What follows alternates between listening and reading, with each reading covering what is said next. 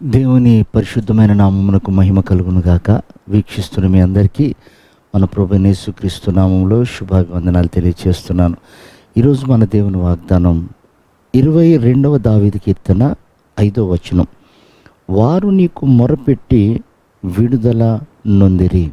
ప్రియమైనటువంటి దేవుని సంగమా, ప్రతి ఒక్కరికి కష్టాలు, బాధలు, దుఃఖాలు ఇలాంటివి అనేకం కలుగుతూ ఉంటాయి. కానీ మనం మొరపెట్టినప్పుడు అందరూ విడుదల పొందలేరు, కొంతమంది మాత్రం విడుదల పొందుతారు. కారణం ఏంటో అక్కడ రాస్తాడు, వారు మొరపెట్టి విడుదల పొందిరి అన్నారు. అందరూ అనలేదు, వారు అంటే కొంతమంది. ఎవరు వాళ్ళనంటే వారి యొక్క తప్పిదములను గురించి పశ్చాత్తాపపడ్డటువంటి వారు, పశ్చాత్తాపడినటువంటి వారు విడుదల పొందుతారట. ప్రియ దేవుని బిడ్డలారా, కొంతమందికి ఆత్మల కేక ఉంటుంది, కొంతమందికి ఆకలి కేక ఉంటుంది. అలాగే మొరపెట్టేవారు చాలామంది ఉంటారు.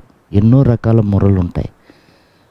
కొంతమందికి అవమానం కలిగినప్పుడు మొరపెడతారు, కొంతమంది అక్కర్ల కొరకు మొరపెడతారు, మరికొంతమంది పశ్చాత్తాపంతో మొరపెడతారు.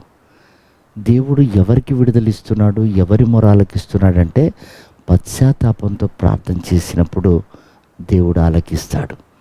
ప్రియమైనటువంటి దేవుని బిడ్డలారా, కొన్నిసార్లు భక్తులు వారికి కలిగిన కష్టాన్ని బట్టి మొరపెట్టినప్పుడు దేవుడు వారి మొర ఆలకించలే.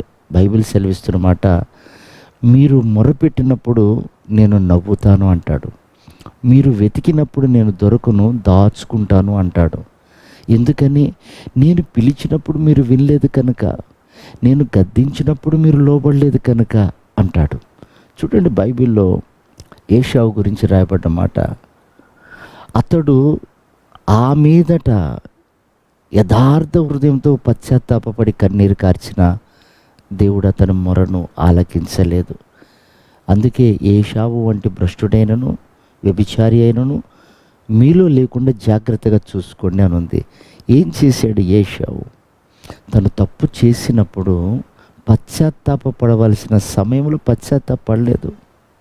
అది దాటిపోయిన తర్వాత మొరపెట్టాడు, దేవుడు ఆలకించలేదు. అంటే ప్రియ దేవుని బిడ్డలారా, తప్పు అని తెలిసిన వెంటనే మనం పశ్చాత్తాపడితే కనికరించబడతాం. తప్పు చేసి దాన్ని ప్రొలాంగ్ చేసుకుంటూ పోయి ఒకరోజు దాని విషయంలో అవమానం కలిగినప్పుడు, దాని విషయంలో నింద కలిగినప్పుడు, అయ్యో ప్రభు అని మనం ఏడుస్తాం చూడండి, అది నా దేవుడు ఆలకించడు. ఎందుకంటే తెలిసిన తర్వాత కూడా దాన్ని నువ్వు ప్రొలాంగ్ చేస్తున్నావు, దాన్ని బట్టి విడవబడే అవకాశాలు ఉంటాయి.